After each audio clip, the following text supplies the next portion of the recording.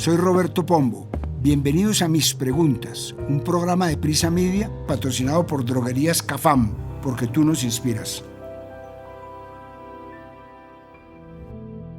Aunque falta año y medio, ya hay un amplio sonajero de precandidatos para las elecciones presidenciales de 2026. Partidos, movimientos y candidatos independientes comenzaron a hacer oficiales sus intenciones. Se adelantó la campaña presidencial. ¿Cuál es el efecto político de vivir en una campaña presidencial permanente? Para este capítulo hablamos con Jan Basset, director del Grupo de Estudios de la Democracia de la Universidad del Rosario, con Jonathan Bock, director de la Fundación para la Libertad de Prensa, con la asesora política Alicia Peñaranda y con Felipe Rey, profesor de Derecho Constitucional de la Universidad Javeriana. Soy Roberto Pombo y este es el capítulo 116 de Mis Preguntas. Bienvenidos. Con cierta frecuencia me gusta volver a películas, documentales y libros que ya he leído o que ya he visto. Son lo que ahora llaman mi lugar seguro. Siento que cada vez que veo una película repetida o leo un libro que ya leí, hago una nueva interpretación porque también soy una persona diferente a la que lo leyó. Por primera vez, por segunda vez o por tercera vez.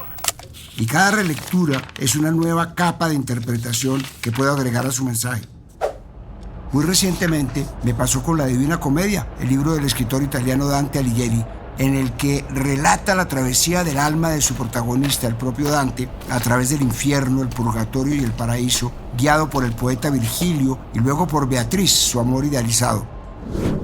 La primera parte del libro es el infierno, y en sus puertas hay un cartel con una de las frases más famosas: «Lasciate ogni speranza, voi che entrate», que traduce: «Quien entra aquí, abandone toda esperanza».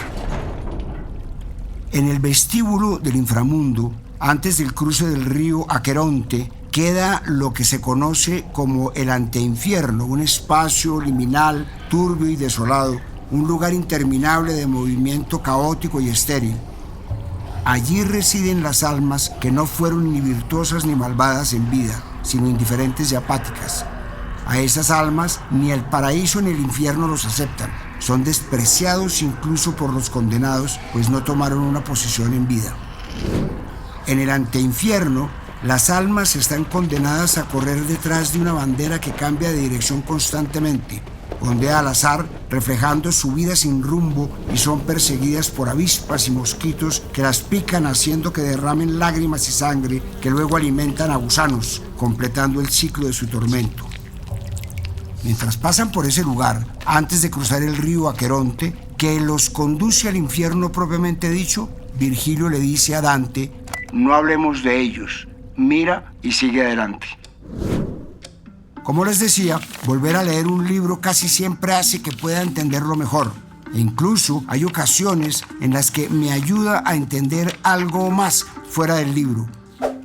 Fue en esta relectura de La Divina Comedia, o la Comedia, especialmente en ese fragmento del tercer canto del libro, que me hizo entender mucho mejor lo que nos está pasando. Vivimos en el anteinfierno. En Colombia los políticos viven corriendo detrás de una bandera blanca, la que esté de moda, más preocupados por mantenerse visibles en el juego electoral que por tomar decisiones reales o resolver conflictos profundos.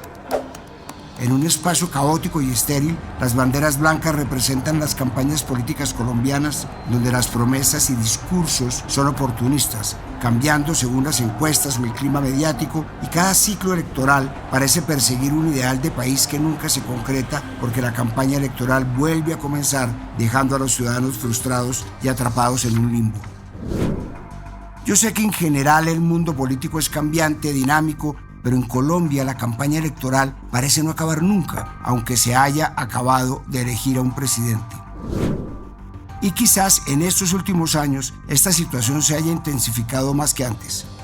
Vemos candidatos presidenciales en todos lados, en una congresista que dijo algo acertado, en el director de una entidad pública que hizo una acción correcta, o incluso en un ciudadano anónimo que dijo en redes sociales algo con lo que nos sentimos identificados. Ando bien ofendido en la ciclovía, no voy a carrerear por ningún motociclista, me voy a quedar aquí parado. Esta es la ciclovía, aquí no deben de andar motos. El que quiera que se devuelva, papi. No me voy a mover. Estoy aborrecido, papi. Ciclovía, nada de motos. Dijimos acá los taxistas llenos para Boca Grande, le dijimos y nos llegaron y nos dijeron, la llevamos, pero la carrera vale 100.000. Y yo, pero ¿cómo? 100.000. Yo, pero si aquí esta tochada dice 27.500, sí, pero es que el carro se me va a lavar, el carro se me va a inundar, entonces no la llevamos. ¿Cómo la ve esta tochada? Arrechísimo, mano, esto es lo más arrecho que yo he visto en mi vida, vea. Y prefieren estarse ahí quietos hasta que llegue un turista, o sea, un gringo, un europeo, quién sabe, un árabe, esa gente que tiene mucha plata, chama. Y entonces a ellos sí lo llevan. Entonces si yo no pago los 100.000, quédese aquí. Por si no estaba al tanto, estos dos audios son de dos videos que se volvieron virales en redes sociales de dos ciudadanos peleando por sus derechos. Uno reclamando porque los motociclistas usaban la ciclorruta y el otro porque los taxistas del aeropuerto de Cartagena querían cobrarle de más por una carrera. Rápidamente en redes sociales, muchos en broma y otros en serio, usaron una frase que también se volvió costumbre usar: es presidenciable. Parece entonces que en esa búsqueda permanente de un nuevo líder, persiguiendo las banderas blancas, hemos pasado buena parte de nuestros días. Pero si antes perseguíamos esas banderas blancas desde el tercer año del mandato, me da la impresión que en los últimos gobiernos el afán de campaña comenzó más temprano. De hecho, a principios de este año, ya el mismo presidente Petro estaba pensando en su sucesor o sucesora, por lo que parecen apuntar los analistas. Pasó en un discurso en Pasto, cuando el presidente comenzó a ambientar lo que sería la siguiente campaña presidencial que ya comenzó. Ojo con el 26. Es la frase que parece de moda en todos los partidos y movimientos políticos. No solo en lo que queda de este gobierno, que aún queda bastante, sino que hay que profundizar en el próximo gobierno, porque en el 2026 tenemos que volver a ganar. Ayer decían, fuera Petro, decían, pues claro que voy a salir del Palacio de Nariño si no me gusta ni 5, ni más faltaba que me voy a ir de ahí. Pero ojo, ahí llega la fuerza progresista a profundizar la democratización de Colombia, la posibilidad de la paz. Ahí no podemos retroceder ni un paso. Ya cometí ese error en la ciudad de Bogotá y se tiraron el metro subterráneo. Ese fue lo único que hicieron, 9 años y todavía no empieza. El ambiente de campaña madrugó esta vez y, como era de esperarse, todo lo que hagan o digan los políticos de oposición y de gobierno tiene una intención electoral, aunque ya estén en el poder.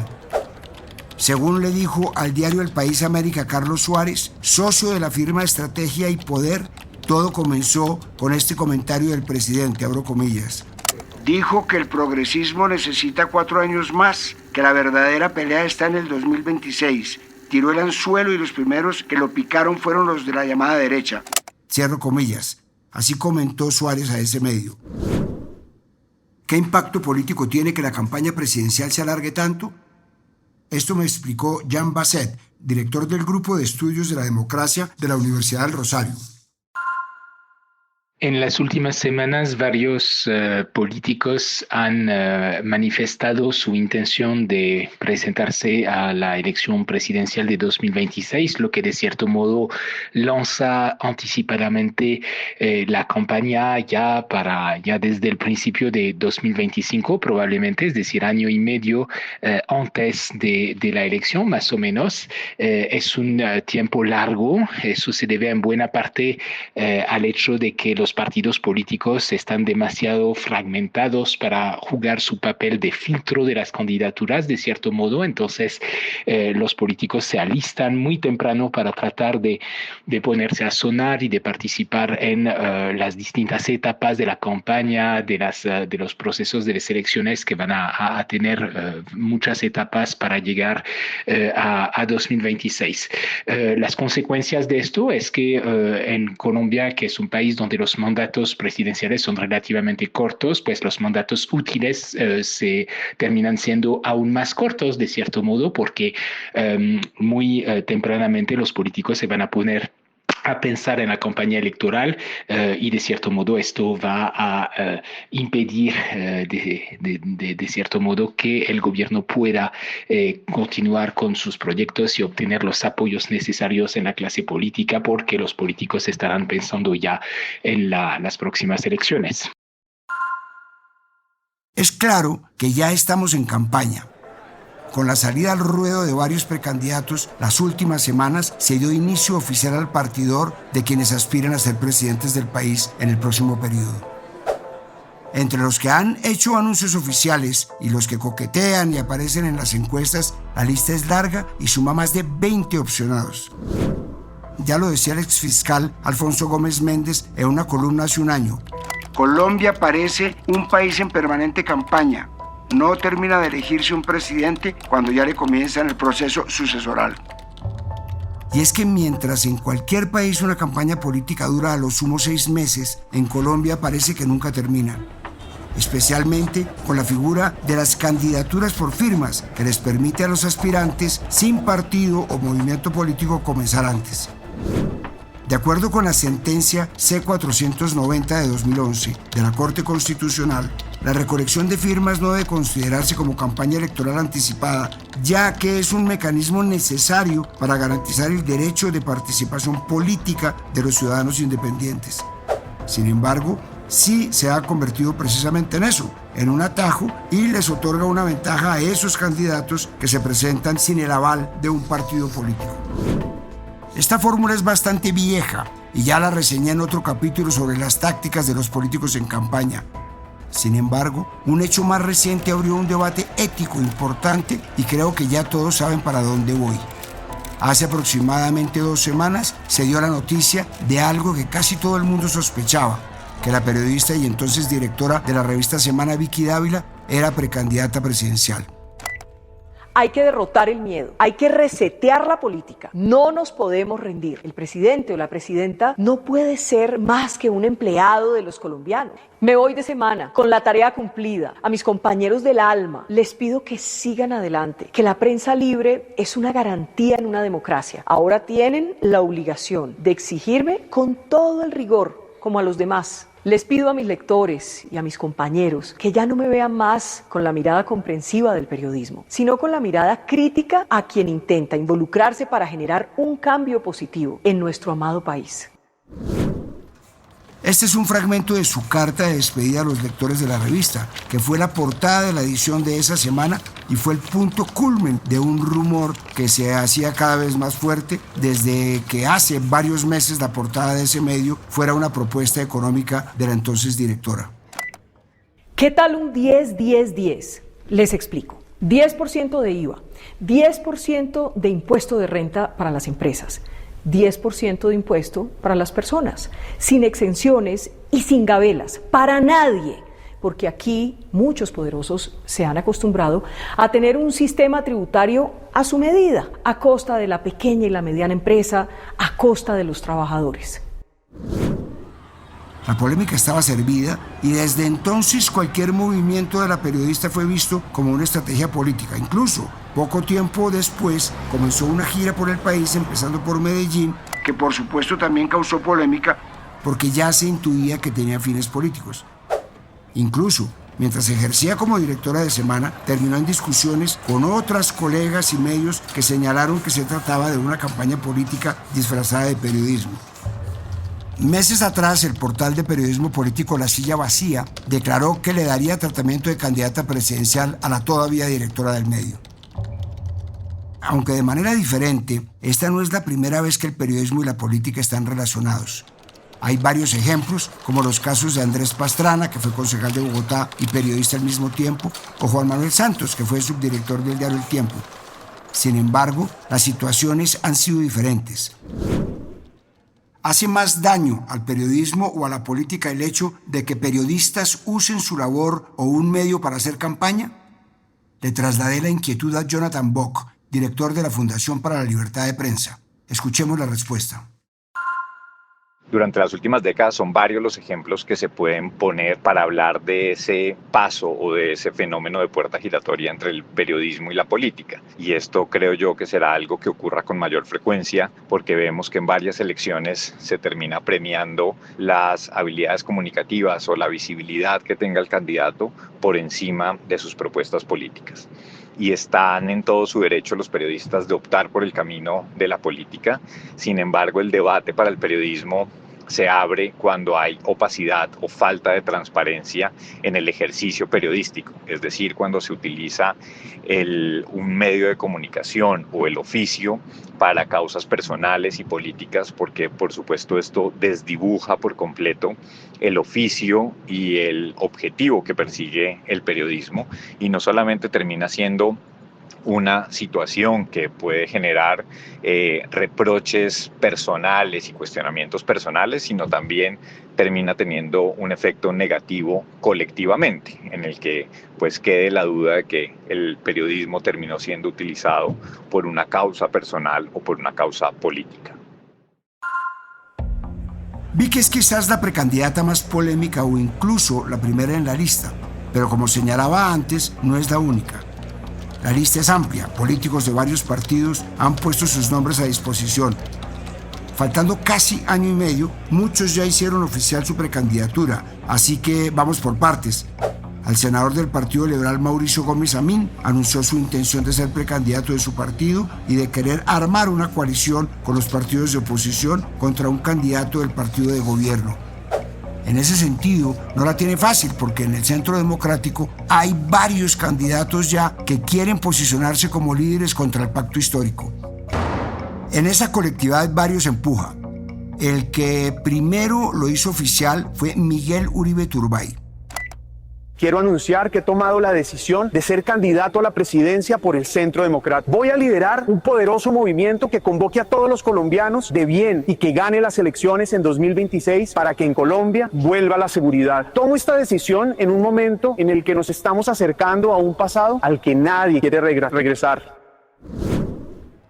Poco después del anuncio de su candidatura se publicó una encuesta de Inbamer que da como favorito al joven congresista entre los precandidatos del Centro Democrático, lo que causó un cisma al interior del partido. Las senadoras María Fernanda Cabal y Paloma Valencia, quienes también anunciaron sus intenciones de competir por ser las candidatas del partido, se mostraron inconformes con la encuesta a pocos días del primer encuentro del partido. Queremos manifestar nuestra inconformidad en la publicación de encuestas pagadas con ventajas que están obviamente en entredicho 5 días antes del gran foro de precandidatos del Centro Democrático en Barranquilla. Esto es actuar a lo guanú. Están corriendo la línea ética de un partido que se ha caracterizado por hacer política con ideas, con servicio a la comunidad, dando todas las batallas para defender nuestra democracia.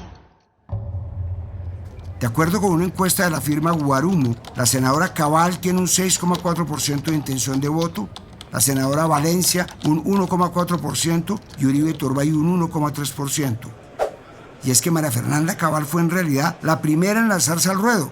Lo hizo en agosto a través de un mensaje de su cuenta de X, abro comillas. Que le quede claro al país, yo soy Centro Democrático, soy fundadora, aquí estoy y aquí me quedo. Seré la candidata de mi partido y lo haré con todo orgullo representando a millones que claman orden y libertad.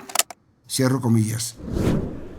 A nivel ideológico, ese partido es quizás el más claro y en el primer foro de precandidatos sobre hidrocarburos dejaron claro que aunque hay una división para escoger candidato, están de acuerdo en seguir la explotación de hidrocarburos y oponerse al candidato del partido de gobierno. El Centro Democrático todavía no ha anunciado cómo va a escoger su candidato o candidata. En la centro derecha también ha habido movimiento con vista a las elecciones presidenciales. Cambio Radical ya comenzó su precampaña con Germán Vargas Lleras, intentando mejorar su imagen, aunque con tropiezos en este fin, luego de que se filtrara un video de él dándole un manotazo a un asistente.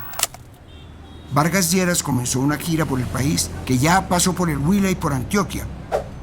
Aunque el exvicepresidente no ha hecho explícito o formal su interés por ser candidato, si lo hiciera no tendría mayor resistencia dentro del partido. Y según informó el diario El País, al senador David Luna no le es indiferente llegar a ser candidato a la presidencia y se siente listo para gobernar. Este partido va a tener que disputar con el Centro Democrático el voto de la oposición. Y es que incluso desde la campaña para las elecciones regionales se entendió como una especie de encuesta o un plebiscito contra el recién electo presidente Petro, en el que muchos candidatos asumieron su posición a favor o en contra del presidente Petro como una característica buena o mala. Varios alcaldes, gobernadores e incluso concejales se han posicionado como antagonistas al presidente Petro y asimismo los ha tratado él, como en el caso de los alcaldes de Medellín, Federico Gutiérrez, y el de Bogotá, Carlos Fernando Galán. El analista Jairo Libreros, docente de la Universidad Externado, le dijo al diario El Tiempo que, abro comillas, a partir del 2024, con la posesión de los mandatarios y las manos libres que tienen quienes entregaron el poder para posicionarse en el escenario electoral, empieza la campaña presidencial en Colombia. Cierro comillas. Y según le dijo a ese mismo medio Néstor Daniel García, analista consultor de políticas públicas, al igual que las pasadas elecciones regionales en las que el centro y la derecha se posicionaron como la principal fuerza política, el discurso de estos posibles aspirantes va a girar alrededor de la figura del presidente Petro y de las reformas que tramita el Congreso. ¿Qué tanta importancia va a tener mostrarse como oposición al gobierno del presidente Petro en las próximas elecciones presidenciales? Esto me contó Alicia Peñaranda, asesora y creadora de contenido político. Tener una postura clara frente a la continuidad o al cambio radical del gobierno actual es una posición que va a valorar mucho la ciudadanía, más que nunca en un país que está altamente dividido por las ideas del pacto histórico y de quienes creen que no le está haciendo bien al país y que Petro no es un buen gobernante. Sobre todo porque las elecciones son de posiciones y la opinión que se tenga generalmente frente al gobierno de turno es una de las posiciones más importantes que espera la población para decidir su voto. Se trata de una apuesta política de continuismo versus renovación y particularmente estas elecciones del primer gobierno nacional liderado por Petro y sus valores políticos estarán marcadas por una polarización mayor a la habitual. Actualmente en Colombia las nociones entre izquierda y derecha están cada vez más representadas porque sus mismos líderes las han apropiado.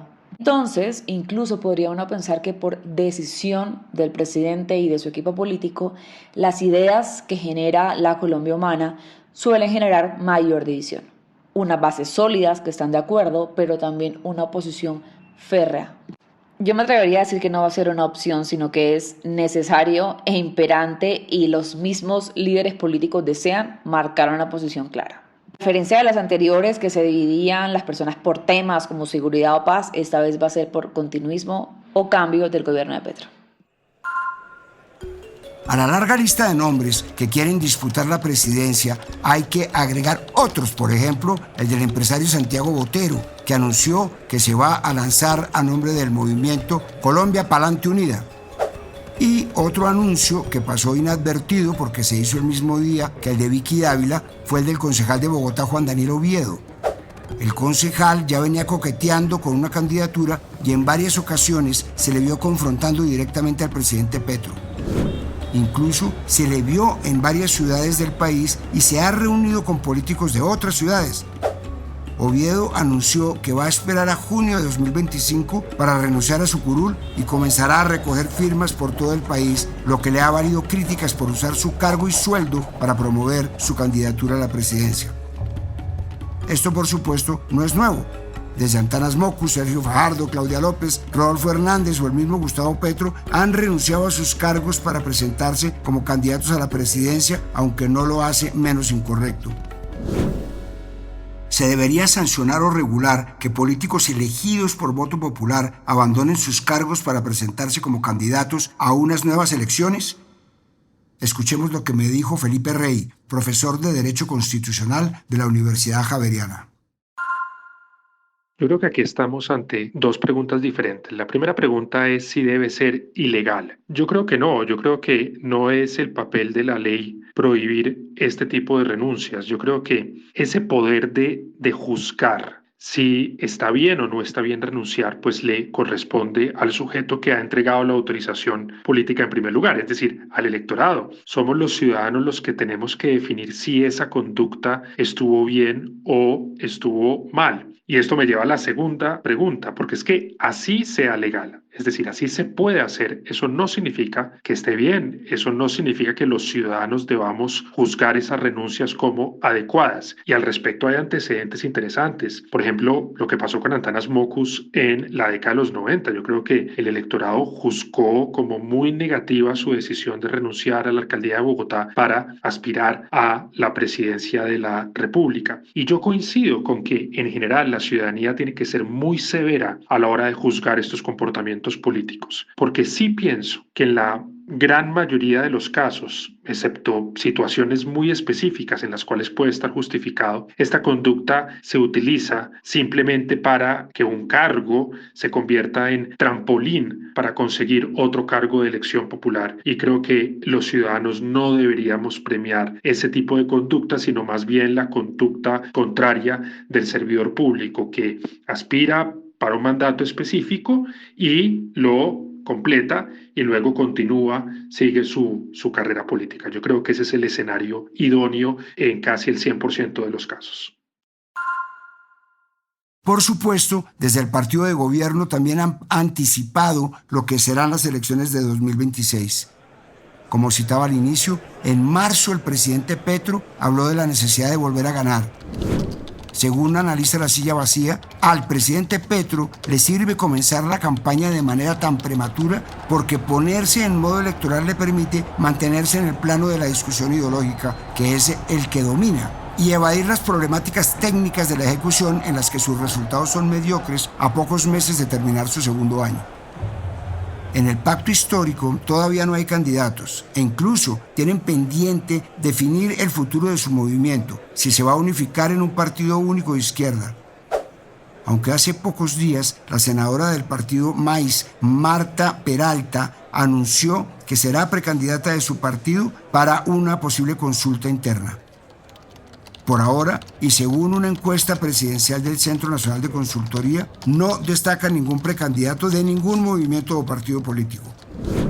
El partidor cada vez es más amplio y falta que se concreten candidaturas muy sonadas y que se tienen en cuenta en muchas de las encuestas, como la de la exalcaldesa Claudia López, la de Sergio Fajardo, Juan Manuel Galán y otros nombres dentro del mismo gobierno, como el canciller Luis Gilberto Murillo o la senadora María José Pizarro.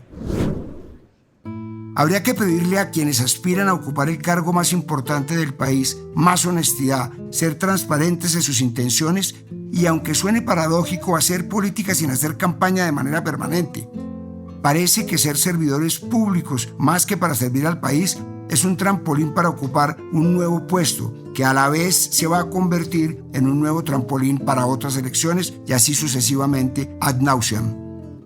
Desde el presidente que anticipó la campaña como si todavía fuese un político de oposición, hasta senadores y concejales que aprovechan sus cargos no para legislar y hacer control político, sino para impulsar una nueva campaña, nos han llevado a que por fin el país se convierta en el anteinfierno de Dante y tristemente habría que advertir a todos los ciudadanos: quien entre aquí abandone toda esperanza.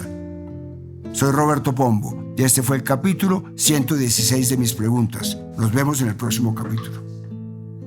A partir de este momento, este capítulo de Mis Preguntas queda disponible en todas las plataformas de podcast. Este episodio fue posible gracias a Droguerías Cafam, porque tú nos inspiras. Dirección: Roberto Pombo. Producción general: Juan Abel Gutiérrez. Asesor editorial: Daniel Sampero Espina. Guiones: Juan Abel Gutiérrez y Johnny Rodríguez. Producción de campo: Marcela Salazar y Lucía Beltrán. Postproducción de audio: Carlos Bernal.